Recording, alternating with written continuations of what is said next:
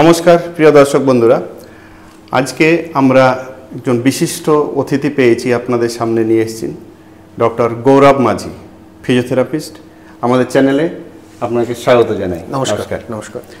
হ্যাঁ, প্রিয় দর্শক বন্ধুরা, আজকে আমরা একটা এমনই বিষয় নিয়ে আলোচনা করব, সেই বিষয়টা সাধারণত খুব কমই আলোচনা হয়।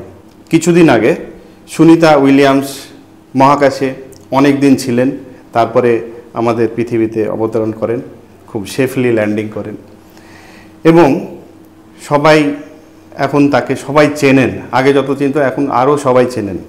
এই নিয়ে আমাদের এখন বলতে পারেন একটা খুব আমাদের হেলথ কেয়ার ইন্ডাস্ট্রিতেও অনেক কিছু আলোচনা হচ্ছে।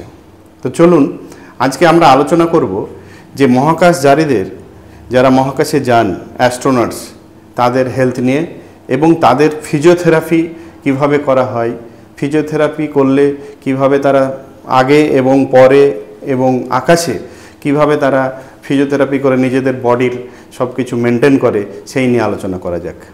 হ্যাঁ, তো ডাক্তারবাবু, আমরা জানতে চাই যে সবাই জানে আমরা পৃথিবীতে বিভিন্ন অপারেশন পেশেন্টের কিংবা সাধারণ যাদের ফিজিওথেরাপি দরকার এরকম পেশেন্টদেরও আমরা ফিজিওথেরাপি করেন আপনারা। রাইট।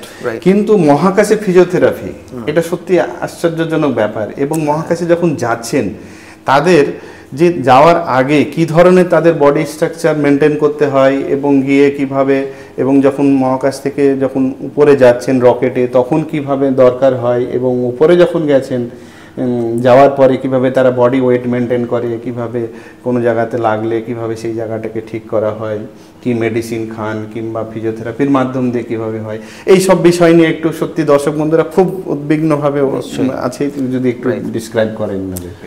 হ্যাঁ, মানে জেনারেলি কি হয় যে যারা অ্যাস্ট্রোনটস বা মহাকাশচারী হন, তাদের যখন তারা আর্থে থাকেন তাদের তো বডির একটা মেকানিজম আলাদা থাকে, বিকজ আমাদের মাধ্যাকর্ষণ শক্তি যেটা, হ্যাঁ, তো সেটার ফলে আমাদের যে বডির মেকানিক্স বা ফিজিওলজিক্যাল যে চেঞ্জেসগুলো থাকে সেটা কিন্তু পুরোপুরি আলাদা হয়ে যায় যখন তারা স্পেস মিশনে থাকে। আচ্ছা, কারণ হচ্ছে মাইক্রোগ্র্যাভিটি বলে একটা ওয়ার্ডস আছে। মাইক্রোগ্র্যাভিটি মিন্স কমে যাওয়া।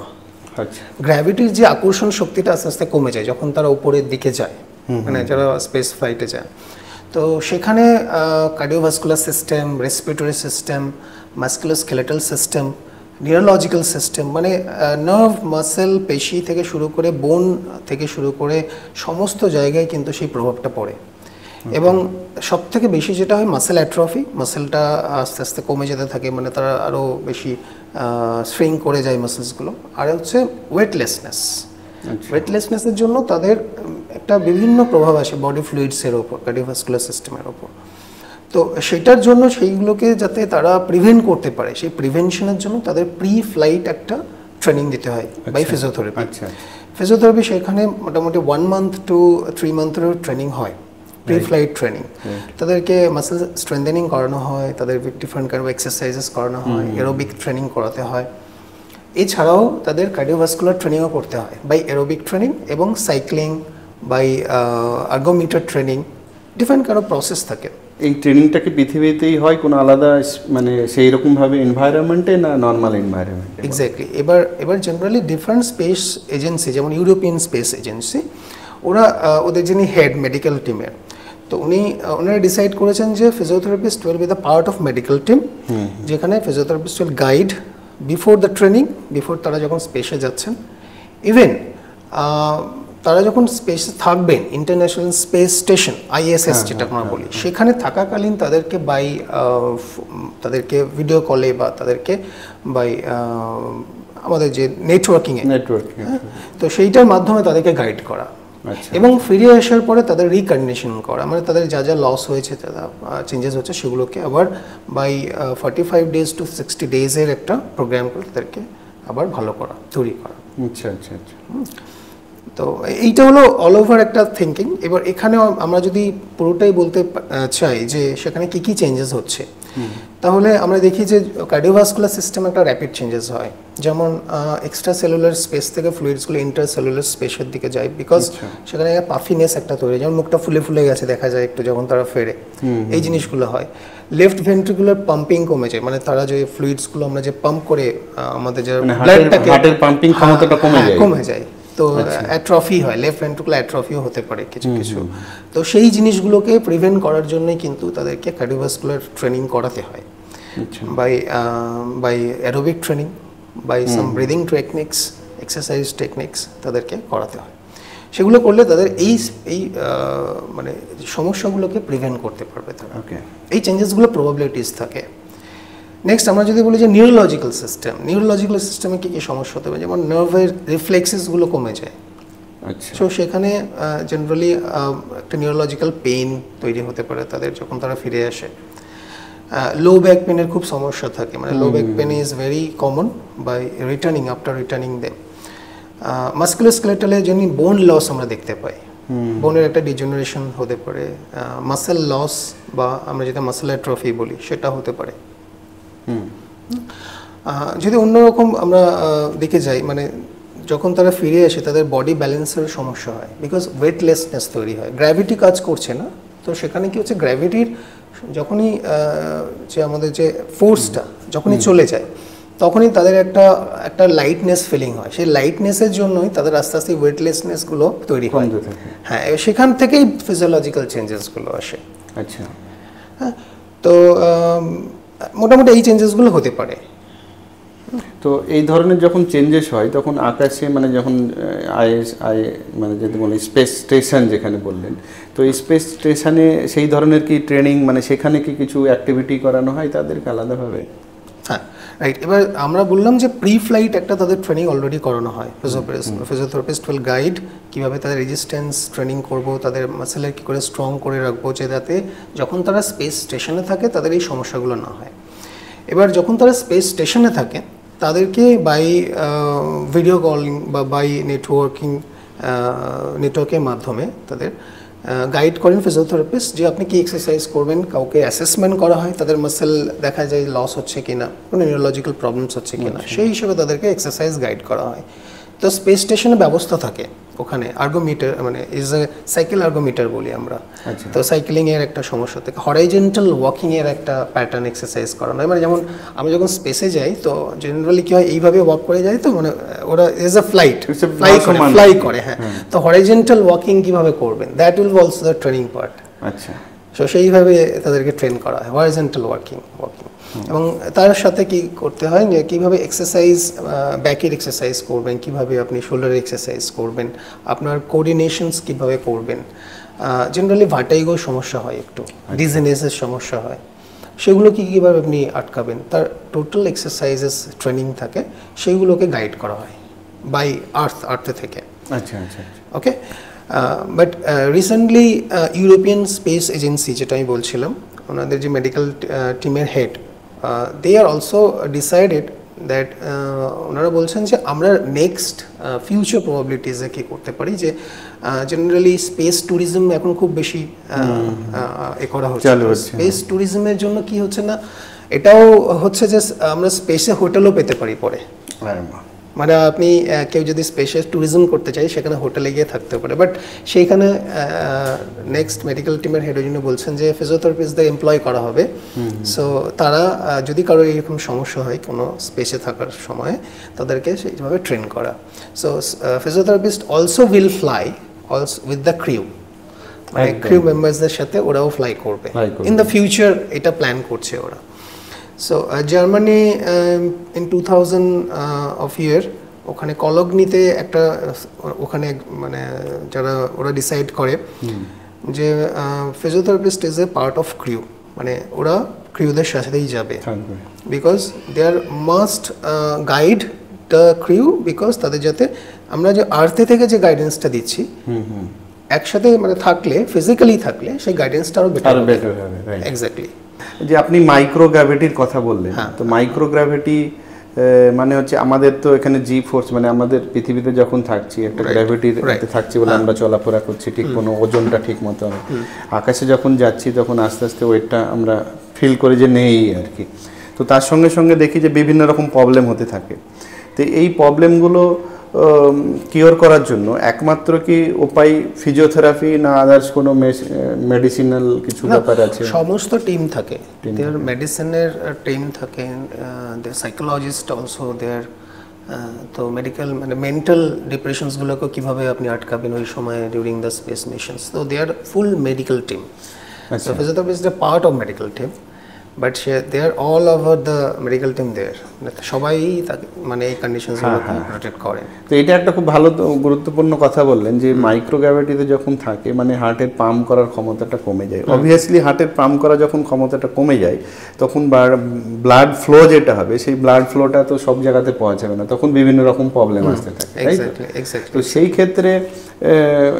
ক্ষেত্রে যদি এরকম হয়, আমাদের তখন আকাশে যখন থাকেন তখন কি ব্যথার অনুভূতি যদি হয় তখন কি করে সেটা তারা কি সেই ফিজিওথেরাপিগুলো প্র্যাকটিক্যালি কিভাবে করানো? অবভিয়াসলি যদি আর্থে যদি কেউ গাইড করেন তো সেখানে তাদেরকে ভিডিও কলিংয়ে তাদেরকে অ্যাসেসমেন্ট করা হয় যে কোন জায়গায় হয় লো ব্যাক পেন হচ্ছে কি শোল্ডারে পেন হচ্ছে। তো দেয়ার রেঞ্জ অফ মোশনস চেক করা হয়, রেঞ্জ অফ মোশনস চেক করে দেখা হয় যে কোন জায়গায় কতটা ডিগ্রি এলিভেট করতে পারছেন না। According that assessment the physiotherapist will guide the exercise techniques, exercise patterns and some programs. এবং সেখানে হয়তো কিছু এক্সারসাইজেস করানো হয় সময়, মানে ডিউরিং দ্যাট টাইম হয়তো কিছু ট্রেনিং করতে গিয়েও ব্যথা হতে পারে। তো that will be also stopped, that time ওনাদেরকে বন্ধ করতে বলা হয় যে ওই এক্সারসাইজটা আপনি করবেন না, বাকিগুলো করুন। সো ফুল গাইডেন্স থাকে ডিউরিং দ্যাট স্পেস মিশন। আচ্ছা, স্পেসে কি ব্লাড লসেরও কোনো চান্স থাকে? হ্যাঁ, মানে লস মিনস ব্লাডের যে অ্যাকচুয়াল ভলিউম, আমাদের ভলিউমটা, সেই ভলিউমটা তো অ্যাকচুয়াল ফ্লুইড, আমাদের এক্সট্রাসেলুলার ফ্লুইডস থেকে আসে। সো সেই জেনারেলি পাম্পিংটা তো কমে যাচ্ছে, সেই জন্য ফ্লোটা কমে যায়। আমাদের ডিফারেন্ট অর্গানে, ডিফারেন্ট মাসেলসে এই ফ্লোটা কমে যায়। দ্যাট কাইন্ড অফ রিজন যে সেখানে মাসেল অ্যাট্রফি এই যে সমস্যাগুলো আসে, পাম্পিংটা অনেকটা কমে যায় লেফট ভেন্ট্রিকুলার। রাইট। ওকে। তো দর্শক বন্ধুরা, আপনারা শুনছেন খুব গুরুত্বপূর্ণ আলোচনা আমাদের, যে স্পেসে ফিজিওথেরাপি কিভাবে হয় এবং তাদেরকে কিভাবে ট্রেনিং করানো হয়। আমাদের সাথে আছেন ডক্টর গৌরব মাঝি। তো যদি ডক্টর গৌরব মাঝির সাথে এরকম কোনো নিয়ে আলোচনা করতে চান, ওনাকে কনসাল্ট করতে চান, তো আমাদের নিচে দেওয়া যে নাম্বারটা দেখছেন অবশ্যই ডিরেক্ট একদম সরাসরি আপনি কথা বলতে পারবেন ওনার সাথে এইসব আলোচনার জন্য এবং কনসাল্ট করার জন্য। এবার ফিরে আসছি আরও কয়েকটা কোয়েশ্চেন্স নিয়ে। সেখানে আমরা সুনিতা উইলিয়ামস এবং আদার্স যখন ক্রু মেম্বাররা এলেন তখন বিভিন্ন নিউজ চ্যানেল এবং সঙ্গে সঙ্গে টিভি চ্যানেল সব জায়গাতে বলতে লাগলেন যে না, এবার এনাদেরকে আলাদাভাবে নেওয়া যাওয়া হবে, অ্যাটলিস্ট 40-50 দিন কিংবা 3 মান্থস একটা ফিজিওথেরাপির আন্ডারে নিয়ে রেখে তারপরে ঠিকঠাক হয়ে তারপরে হাঁটতে চলতে পারছে কিনা এরকম করে। তো ফিরে আসার পরে তাদের কি কেমনভাবে আবার কি করতে হয় যে আবার আগের মতো? ফিরে আসার পরে জেনারেলি ওদের তো প্রথম ওদের অ্যাসেসমেন্ট করতে হয় যে কোন মাসেলসের সমস্যা হচ্ছে, কোন জায়গায় প্রবলেম হচ্ছে, কোন নিউরোলজিক্যাল প্রবলেমস হচ্ছে, নার্ভসগুলোকেও অ্যাসেসমেন্ট করতে হয়। অল ওভার রেসপিরেটরি অ্যাসেসমেন্টও আসলে করতে, মানে ওদেরকে কার্বন মনোক্সাইডের যে ইনফ্লাক্স অনেক বেড়ে যায় ওই সময়। আচ্ছা। তো সেই কারণে কি হয় যে ব্রেথলেসনেস বা এই সমস্যাগুলো হতে পারে, একটু কার্বন মনোক্সাইড পয়জনিং হতে পারে কোনো কারণে। সো সেই কারণে সেখান থেকে একটা সমস্যা আসতে পারে। তো এরোবিক ট্রেনিং করানো, ব্রিদিং এক্সারসাইজ করানো প্রপারলি, যাতে ওইগুলোকে ড্রেন করা যায় টক্সিক যে এয়ারসগুলোকে বডি থেকে। তো কার্ডিও ভাস্কুলার এবং কার্ডিও রেসপিরেটরি দুটো ট্রেনিং করাতে হয় প্রপারলি। এবং প্রথমে ওদেরকে কিছু হালকা এক্সারসাইজ দিয়ে, অল্প এক্সারসাইজ দিয়ে প্রথমে ট্রেন করে দেখতে হয় যে এক্সারসাইজ টলারেন্স বলে একটা কথা থাকে, মানে এক্সারসাইজটা নিতে পারছে কি না। এক্সারসাইজ যদি নিতে পারে সেই অনুযায়ী ওদের ইন্টেন্সিটি বাড়ানো হয়। লট অফ প্রোটোকলস আছে। ইন জেনারেলি কতদিন লাগে এটা? 45 days to 60 days জেনারেলি লাগে, এর থেকে বেশিও লাগতে পারে, ডিপেন্ডস অন বডিজ অ্যাকোমোডেশন, উনি কীভাবে নিতে পারছেন। প্রথমে তাদেরকে জেনারেল এক্সারসাইজ দেয়, রেঞ্জ অফ মোশন এক্সারসাইজ করানো হয়, সাইক্লিং থাকে, অ্যাকোয়াটিক এক্সারসাইজ থাকে যেটা খুব important. Aquatic exercise means under water exercise করাতে হয়, বিকজ ওই যে ওয়েটলেসনেস থাকে সেটার কারণে ওদের বডির যে একটা অ্যাকোমোডেশন উইথ দ্য আর্থ হ্যাঁ কানেকশনটা কমে যায়। তো সেটার কারণে বায়ান্সিটাকে কাজে লাগিয়ে, ওয়াটারের বায়ান্সিটাকে কাজে লাগিয়ে ওখানে এক্সারসাইজ, আন্ডার ওয়াটার এক্সারসাইজ করাতে হয়। That is very helpful two recovery. Muscle আস্তে আস্তে পারফরমেন্সটা বাড়ে। ওর সাথে রেজিস্ট্যান্স ট্রেনিং ডিভাইস বলে একটা কথা থাকে, হ্যাঁ, যেটাকে অ্যাডভান্স রেজিস্ট্যান্স এক্সারসাইজ ডিভাইস বলে আমরা, ARED বলে একটা ডিভাইস থাকে।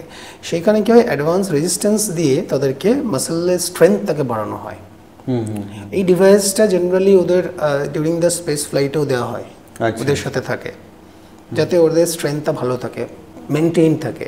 বাট এর পরেও তো ওদের প্রচুর সমস্যা আসে, বাট ওটা যদি আমরা দিয়ে রাখি তাতে সমস্যাটা কম থাকে।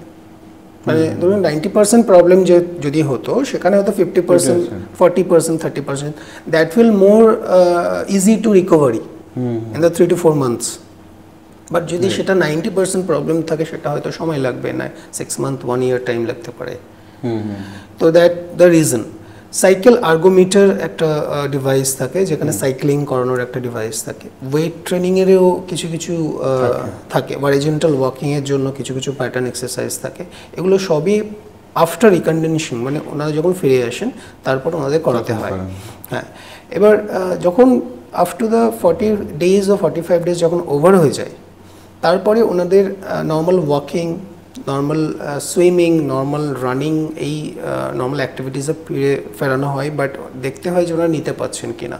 Also must be guided by physiotherapist, এবং ওনারা দেখবেন, টাইম চেক করবেন, কত টাইমে কতটা কভার করতে পারছেন। অল মাস্ট বি মনিটর করেই ওনাদের করানো হয়। রাইট। সেখানে কি মেডিসিনও আপনারা? অবভিয়াসলি মেডিসিনস, যারা মেডিসিনের ডক্টরস থাকেন তারা অ্যাডভাইস করবেন, তাদের ফুল টিম থাকে। Physiotherapist is part of medical team, so সেই জন্য ওনারা এক্সারসাইজে পার্টটা দেখেন, দুটো মিলে একসাথে কাজ করে। That will help to recover fast.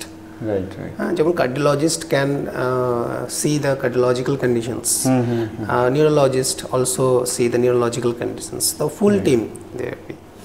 একদম। সো সবাই মিলেই টিমটা তৈরি করা হয় to recover fast the astronauts, যাতে পরবর্তী মিশনের জন্য তাদেরকে আবার তৈরি করা যেতে পারে, বা তাদের যদি সমস্যা থাকে তাদেরকে তাদের মাসেল প্রবলেমসগুলোকে ফিরিয়ে আনা যেতে পারে, এবং তাদেরকে বেটার লাইফ আবার দেওয়া যেতে পারে, যাতে পরবর্তী সময়ে ওরা আবার যেতে পারে। ইয়েস। হ্যাঁ, সত্যি প্রিয় দর্শক বন্ধুরা, খুব একটা গুরুত্বপূর্ণ আলোচনা চলছে আমাদের। আমরা সবাই যে সুনিতা উইলিয়ামসদের যে ভিডিওগুলো দেখি, যে না আকাশে চড়ে যাচ্ছে, যেখানে খুশি যেরকম ভাবে বিভিন্ন রকম খেলা করছে, তো আমরা মনে হয় যে মজা করছে, সবাই মনে হয় যে না আমরা গেলেও ওখানে হয়তো আমরাও ভালো লাগতো। তো সত্যি কথা বলতে কি, আমার মনে হয় যে ওখানে যাওয়াও অত যে ইজি ব্যাপারটা সেটাও নয়, যে না আমি মনে করলাম চলে গেলাম, সেটাও নয় আর কি। তার আগে যে বিভিন্ন প্রস্তুতি, ফিজিওলজিক্যাল যে চ্যালেঞ্জিং, সেই চ্যালেঞ্জিংটা অবশ্যই নেওয়া উচিত, এবং সেই ধরনের আমাদের করার পরেই তাদেরকে পাঠানো হয় আর কি। এবং আসার পরেও, ফিরে আসার পরেও কত রকমের যে কমপ্লিকেশন থাকতে পারে এবং কত রকমের যে হয়, সেটা খুব ডিফিকাল্ট আর কি বলা আর কি। যে না আমার খুব তাড়াতাড়ি চলে এলাম, আবার ঠিক হয়ে গেলাম, কালকেই আবার নর্মাল জীবনযাপন করলাম, সেটাও নয় আজকের আলোচনার মধ্যে, এটাই আর কি বুঝতে পারলাম। তো আর কি চ্যালেঞ্জেসের মধ্যে পড়তে হয়, এবং আপনাদের যে ফিজিওথেরাপির যে টিমটা যখন থাকে এরকম, তো আর কি মনে হয় যে না চ্যালেঞ্জেস থাকে, যে খুব ডিফিকাল্ট চ্যালেঞ্জেস? জেনারেলি ফিউচার অ্যাসপেক্টের কথা বলা হচ্ছে, যে ফিউচার অ্যাসপেক্টে এর আরও প্রভাব থাকবে, যে ইম্পর্টেন্ট রোল অফ ফিজিওথেরাপি থাকবে in the future aspect, because already European space এজেন্সির কথা বললাম, ওনারা ডিসাইড করেছেন যে physiotherapy also will fly, also will the part of the crew members, মানে ওনারা যাবেন অ্যাস্ট্রোনটদের সাথে in the future, because by earth থেকে যে মনিটরিংটা করতে পারেন, সেটা যদি ফিজিক্যালি থেকে মনিটর সঙ্গে আরও বেটার গাইডেন্স পাবেন। অ্যান্ড সেখানে যেহেতু আমরা বলছি যে স্পেস ট্যুরিজম নিয়ে এখন খুব বেশি, মার্স মিশন হচ্ছে, মুন মিশন হচ্ছে, তো all the countries are in the future অ্যাসপেক্টে ভাবছি যে আমাদের স্পেসে কোনো না কোনো জায়গায় আমরা হয়তো ট্যুরিজম করব। সেটা এখন হয়তো আমরা ভাবলে হয়তো একটু আমাদের অবাক লাগছে, কিন্তু it is very near to future. একদম। হ্যাঁ, আমরা হেলথ ট্যুরিজম শুনেছি, এখন নতুন একটা কথা শুনলাম যে স্পেস ট্যুরিজম। এটা খুব গুরুত্বপূর্ণ বিষয়, হয়তো বা ফিউচারে হবেও যে স্পেসে আমরা যেতে পারবো সেরকম ভাবে। একেবারে। তো সেই জন্যই যাতে সবাই খুব ভালোভাবে সেই ট্যুরিজমটাকে এক্সপিরিয়েন্স করতে পারেন, সো হেলথ খুব ভেরি ইম্পর্টেন্ট। সো হেলথ ইম্পর্টেন্টের জন্যই physiotherapist also will be there একদম in the tourism, space tourism. তো যারা যাবেন তাদেরকে হেল্প করবেন যাতে তাদের হেলথটা ভালো থাকে। হ্যাঁ, প্রিয় দর্শক বন্ধুরা, আমরা জানতাম সাধারণত যে ফিজিওথেরাপিস্ট দরকার হয় সাধারণত যারা খেলোয়াড়, তাদেরকে স্পোর্টসে তাদের কিছু কোনো জায়গাতে লেগেছে কিংবা পেন হয়েছে, কিছু হয়েছে প্রবলেম, তখন ফিজিওথেরাপি দিয়ে ঠিক করা। কিন্তু আমরা জানতে চাই, এখন আরও জানছি এবং ফিজিওথেরাপির যে রোলটা আরও ডিফারেন্ট, অনেক ভাস্ট হচ্ছে। পেশেন্টের ক্ষেত্রে তো আছেই অবশ্যই, পেশেন্টের অপারেশনের পরেও প্রচুর পেশেন্টের বিভিন্ন রকম ফিজিওথেরাপি হয়। তো আমরা আলোচনা করছিলাম আজকে অ্যাস্ট্রোনটসদের ফিজিওথেরাপি নিয়ে। তো এটাও একটা নতুন, যে অ্যাস্ট্রোনটস যারা থাকে তারা কি আদার্স ফিজিওথেরাপির থেকে, মানে তারা কি সত্যি সত্যি অ্যাথলেটস হলেই অ্যাস্ট্রোনটস হতে পারে, না সেম টাইপেরই আর কি? এটা কিভাবে ডিফাইন করবেন? অ্যাস্ট্রোনটসকে আমরা স্পোর্টসকে ডিভাইড করে, অ্যাথলেটস যে কথাটা ওটাকে আমরা ডিভাইড করে হচ্ছে স্পোর্টস অ্যাথলেটস এবং একটা অকুপেশনাল অ্যাথলেটস। মানে অ্যাথলেটিক অ্যাক্টিভিটিস মানে হচ্ছে আমাদের নর্মাল অ্যাক্টিভিটিসের থেকে একটু স্ট্রেনাস অ্যাক্টিভিটি। অ্যাথলেটস আমরা যে কথাটা বলি, মানে যাদের মাসল পাওয়ার একটু ভালো থাকবে, যাদের একটু শরীরটা একটু শক্তিশালী হবে, যাদের কার্ডিওভাস্কুলার সিস্টেম একটু শক্তিশালী হবে, মানে যাদেরকে সত্যি কথা দেখে মনে হবে যে সে একটু মানে শক্তিশালী পারসন, তার স্ট্রেংথ অনেক ভালো। সামনে থেকে একজনকে দেখে বলে দিই, একজন যারা ফায়ারে সার্ভিস করে, ফায়ার সার্ভিস, তারাও কিন্তু অকুপেশনাল অ্যাথলেটস। আচ্ছা, হ্যাঁ, একদম। সো স্পোর্টস অ্যাথলেটস মানে যারা খেলছে ইন দ্য স্পোর্টস ইন্ডাস্ট্রিতে যারা আছে, they are sports athletes. Occupational অ্যাথলেটসের মধ্যে আমরা ফায়ার সার্ভিসে যারা আছে, ফায়ার ফাইটিং করছেন, they are also occupational athletes, because তাদেরও কিন্তু শরীরের গঠন অনেক স্ট্রং হতে হয়, তাদেরকে অনেক ওপরে উঠতে হয়।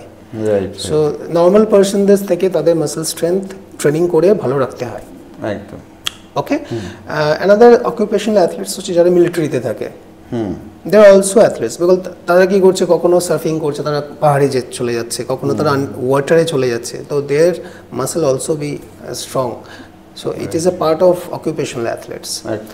Another is jara astronauts. Astronauts is also part of occupational athletes, because তাদেরকেও একটা জায়গাতে কোনো জায়গায় ট্রাভেল করতে হচ্ছে এবং তাদের মাসলে সেই পারফরম্যান্সটা না থাকলে তারা পারবেই না।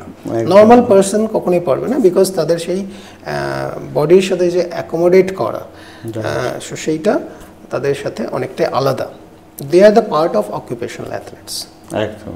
হ্যাঁ, তো সেই জন্য তাদেরকে ওইভাবেই ট্রেনিং করতে হয়, লাইক এ স্পোর্টস পার্সনদের যেমন আমরা ট্রেনিং করি, খুব তাড়াতাড়ি সুস্থ করে দিতে হয়, বিকজ তারা একটা ট্রেনিংয়ের মধ্যে তার একটা খেলার পার্ট, সেরকমই তার একটা মিশনের পার্ট, যেখানে কান্ট্রি ইনভলভ আছে, তাদের একটা ইনভেস্টমেন্ট ইনভলভ আছে, তাদের একটা প্রাইড ইনভলভ আছে।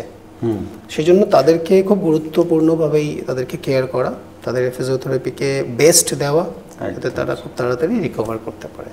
একদম। হ্যাঁ, প্রিয় দর্শক বন্ধুরা, আপনারা শুনছিলেন এতক্ষণ আমরা খুব গুরুত্বপূর্ণ আমরা আলোচনার মধ্যে আছি এবং প্রায় শেষের দিকে। তো আমাদের যে নাম্বারটা দেখতে পাচ্ছেন নিচে, সেই নাম্বারে অবশ্যই ডক্টরবাবুর সাথে ডিরেক্ট যদি আপনারা যোগাযোগ করতে চান, অবশ্যই যোগাযোগ করবেন এইসব সম্বন্ধে, এবং আপনাদের আরও ফিজিওথেরাপি রিলেটেড বিভিন্ন কোয়েশ্চেন অ্যান্সার থাকতে পারে, অবশ্যই আপনারা জানান, আমাদের কমেন্টে জানান। অবশ্যই চ্যানেলটাকে লাইক সাবস্ক্রাইব করতে অবশ্যই ভুলবেন না, যে এই ধরনের আরও নতুন নতুন কিছু গুরুত্বপূর্ণ তথ্য জানার জন্য। তো স্যারকে আবার লাস্টের দিকে আমরা প্রোগ্রামে রেখেছি, তো জনসাধারণের জন্য যদি বলতে পারেন, মানে পেশেন্ট অ্যাজ এ পেশেন্ট যখন হয়ে আছে, যতক্ষণ না দরকার হচ্ছে ফিজিওথেরাপি, তো ভালো থাকার জন্য কি করণীয় অ্যাকচুয়ালি, এবং আমরা জানতে চাইব আর একটা, যেহেতু আমরা এই নিয়ে আলোচনা করছিলাম, যদি একটা পুরো ওভারঅল একটা কনক্লুশন যদি আপনি দর্শক বন্ধুদের কাছে দিয়ে দিন। রাইট, নর্মালি আমরা তো রোগ জ্বালা না হলে তো ডক্টরসদের ভিজিট করি না, সেটা আমি কাউকে বলবো না যে আপনি এমনি কনসাল্ট করুন, কিন্তু আমি এটুকু বলতে পারি, যদি আপনি যেমন আপনি সুগার টেস্ট করছেন, সুগার চেক আপ করছেন, আপনি তো হয়তো বছরে একবার করে আপনার পুরো বডি চেক আপ করছেন, রেগুলার চেক, রাইট? তো সেইখানে আমি পেশেন্টদের অ্যাডভাইস করি যে যেমন আপনি সুগার টেস্ট করছেন সেরকম আপনার মাসকুলোস্কেলেটাল টেস্ট করুন। এটা কিন্তু ফিজিওথেরাপিস্টরা টেস্ট করে মাসেল পাওয়ার আপনার ভালো আছে কিনা। আমি সবসময় বলবো না, বাট আফটার সাম এজ 40-45 যেখানে আপনার ক্যালসিয়াম এবং ভিটামিন ডি আস্তে আস্তে কমতে শুরু করছে, আপনার মাসেল পাওয়ারটা চেক করা খুব ইম্পর্টেন্ট। এবং বাই মাসেলস মানে এই নয়, মানে আপনার বাইসেপস কেমন মাসেল পাওয়ার আছে, আপনার ট্রাইসেপস আছে কেমন, আপনার ঘাড়ের মাসেলসের পাওয়ার কেমন আছে, ব্যাকের মাসেলসের পাওয়ার আছে, এটা পুরো একটা লিস্ট তৈরি করা যায় এবং সেটা ফিজিওথেরাপিস্টরা করেন যে muscle power testing, that is a MMT বলি এই কথাটাকে। সে এটা করার কারণটা হচ্ছে আপনি যখনই মাসেলের পাওয়ারটা জেনে নিতে পারবেন, সো ইউ উইল নো দে কোন মাসেলটা আপনার ভবিষ্যতে অসুবিধা হতে পারে। যদি কোনো মাসেলের ম্যাক্সিমাম পাওয়ার 5 থাকে, এবার সেই 5 থেকে কোনো মাসেলের পাওয়ার হয়তো এখন 3+ হচ্ছে, তার মানে আপনি সেখান থেকে একটা আইডিয়া করতে পারছেন যে ওই মাসেলটা ভবিষ্যতে গিয়ে অসুবিধা করতে পারে। এবং অ্যারাউন্ড দ্য জয়েন্টস অলসো, ওই মাসেলটা যে যে জয়েন্টসের কাছাকাছি আছে সেই জয়েন্টসেও সমস্যা আসতে পারে। তো এটা ভেরি হেল্পফুল যে আপনি যদি মাসেল টেস্টিংটা বছরে একবার করিয়ে নেন তাহলে আপনার মাসকুলোস্কেলেটাল সিস্টেমটা খুব ভালো থাকে এবং also they will support the neurological system. Okay. এবং দেখুন সমস্যা হলে আপনি ডিরেক্ট একজন ফিজিওথেরাপিস্টকে কনসাল্ট করতেই পারেন। ওনারা আপনাকে পুরোপুরি অ্যাসেসমেন্ট করে আপনার ট্রিটমেন্ট প্রোটোকলটা বলতে পারে। আপনার ধরুন আপনার কোমরে ব্যথা হচ্ছে বা আপনার শোল্ডারে পেন হচ্ছে, আপনি যেমন একজন মেডিসিনের ডক্টরকে কনসাল্ট করছেন, পাশাপাশি একজন ফিজিওথেরাপিস্টকে কনসাল্ট করলে আপনার ওভারঅল হেলথটা ভালো থাকবে। রাইট। ওকে। আমি শুধু এইটুকুই বলবো যে সাধারণ মানুষ হিসেবে আপনাদের নিজেদের হেলথটা সম্পর্কে খুব সচেতন হওয়া উচিত, বিকজ হেলথ ইজ ওয়েলথ।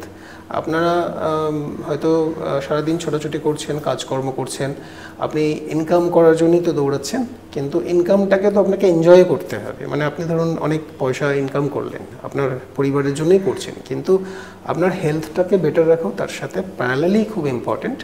যদি আপনি ধরুন অনেক বড় ইকোনমিক্যালি অ্যাচিভমেন্ট করেও যদি আপনার হেলথ ভালো না থাকলো, তাহলে আপনি কিন্তু সেই জায়গাটা এনজয় করতে পারলেন। আপনি যখন ট্রাভেল করতে চাইছেন, কোথাও বিদেশে ট্যুর করতে চাইছেন, ট্রাভেল করার সময়ও তো আপনাকে বিভিন্ন পশ্চারে থাকতে হচ্ছে, আপনাকে কখনো বসতে হচ্ছে, আপনাকে লং ফ্লাইটে যেতে হচ্ছে।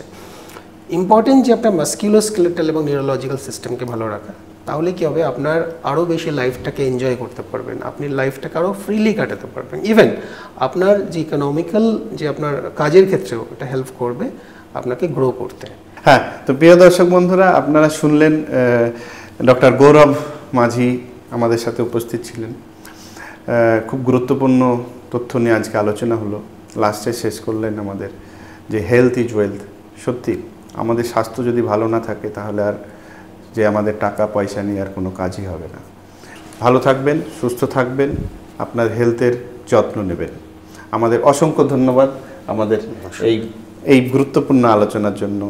ধন্যবাদ। Thank you. নমস্কার।